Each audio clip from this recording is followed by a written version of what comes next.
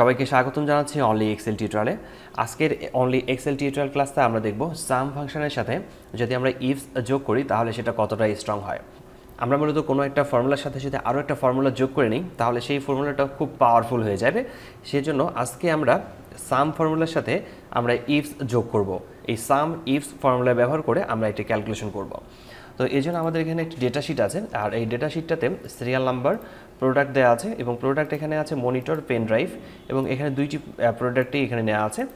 Month এখানে দেওয়া আছে জানুয়ারি এবং ফেব্রুয়ারি, এখানে মূলত দুইটা মাসেরই হিসাব করা হয়েছে। আর এখানে দেওয়া আছে এরিয়া, ঢাকা, রাজশাহী এবং ঢাকা, রাজশাহী সবগুলোতে দেওয়া আছে এবং এখানে দেওয়া আছে টাকা। আমরা মনিটর জানুয়ারি মাসে সেল করেছি ঢাকাতে এত টাকা, পেন ড্রাইভ ফেব্রুয়ারি মাসে সেল করেছি রাজশাহীতে এত টাকা। তো আমাদের এখানে ডেটা শিটটা আছে, এই ডেটা শিট থেকে আমাদেরকে বের করতে হবে টোটাল সেল, এরপর হচ্ছে জানুয়ারি মাসে আমরা কত টাকা সেল করেছি, এরপর ফেব্রুয়ারি মাসে আমরা পেন ড্রাইভ কত টাকার সেল করেছি। আমাদের কোনো একটা প্রোডাক্ট নিয়ে যদি আমি কাজ করি সেই প্রোডাক্টের সেলটা আমি বের করব। তো এখানে ডেটাগুলো আলাদা আলাদা হতে পারে, আপনাদের পছন্দ মতো ডেটাগুলোকে সাজাতে পারেন। আমি এটা বোঝানোর জন্য এভাবে সাজিয়েছি। তো টোটাল সেল বের করার জন্য আমরা প্রথমে এখানে ইকুয়াল টাইপ করব, এরপর আমরা এখানে লিখব সাম ব্র্যাকেট এবং হচ্ছে আমরা এখান থেকে টোটালের যে রেঞ্জটা আছে সেটাকে সিলেক্ট করে দেবো। এই পর্যন্ত সিলেক্ট করে নেওয়ার পর ব্র্যাকেট ক্লোজ করলেও সমস্যা নেই, না করলেও সমস্যা নেই, এন্টার প্রেস করলে এখানে টোটালটা বের হয়ে আসবে। এখানে টোটাল সেল আমাদের এখানে দেখতে পাচ্ছি যে টোটাল সেল 80।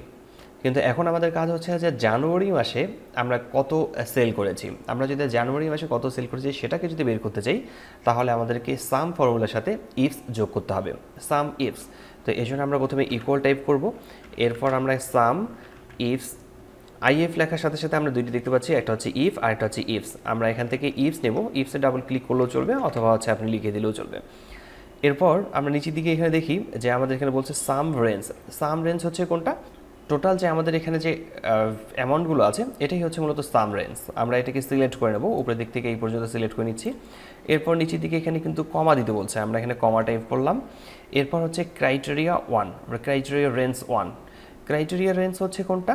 ক্রাইটেরিয়া হচ্ছে এটা যে আমরা জানুয়ারি মাসের আমরা সেলসটা দেখতে যাচ্ছি। তো মান্থ হচ্ছে আমাদের ক্রাইটেরিয়া এবং এখানকার কলামটাতে আমরা পুরোটাই সিলেক্ট করে নেব, শুধু মাসেরটা। এরপর হচ্ছে কমা দিতে বলছে, কমা দিয়ে দিলাম। এরপর ক্রাইটেরিয়া এখানে আবারও বলছে, এরপরে ক্রাইটেরিয়াটা কি? এটা হচ্ছে যে এখানে সাধারণত দুইটি মাস আছে, জানুয়ারি এবং ফেব্রুয়ারি, অন্যান্য মাসগুলোও থাকতে পারতো, কিন্তু এখানে শুধুমাত্র দুইটি মাস দেওয়া আছে। কিন্তু আমাদের দরকার হচ্ছে শুধু জানুয়ারি, ফেব্রুয়ারি লাগবে না এবং অন্য কোনো মাস থাকলে সেটা লাগবে না।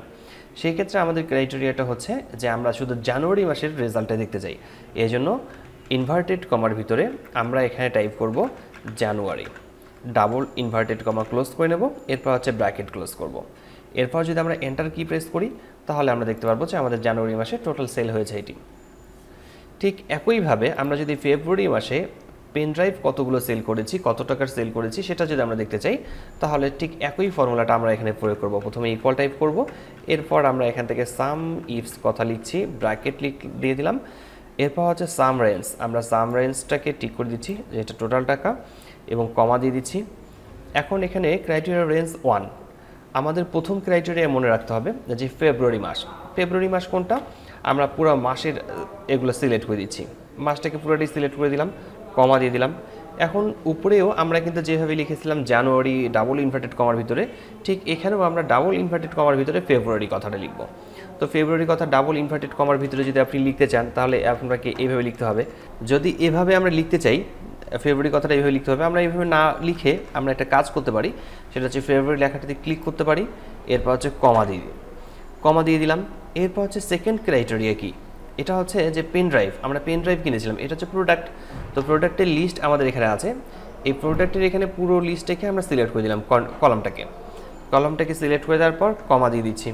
এখন এখান থেকে শুধু পেন ড্রাইভ লাগবে, পেন ড্রাইভ এখান থেকে এই জায়গাটাতে ক্লিক করে পেন ড্রাইভ লেখাটাকে সিলেক্ট করে দিলেও চলবে, অথবা আমরা যদি ডাবল ইনভার্টেড কমার ভিতরে পেন ড্রাইভ কথাটা লিখি তাহলেও চলবে। তো আমি এখান থেকে লিখছি না, এখানে ক্লিক করলাম, এরপর ব্র্যাকেট ক্লোজ করলাম।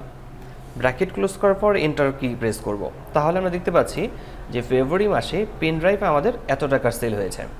তো আমরা সহজেই বুঝতে পারছি যে সাম ফর্মুলার সাথে যদি আমরা সাম ইফস যোগ করে নিই, সাম ইফস যোগ করে আমরা খুব সহজেই সুন্দরভাবে আমরা একটা তথ্য বের করে নিয়ে আসতে পারি।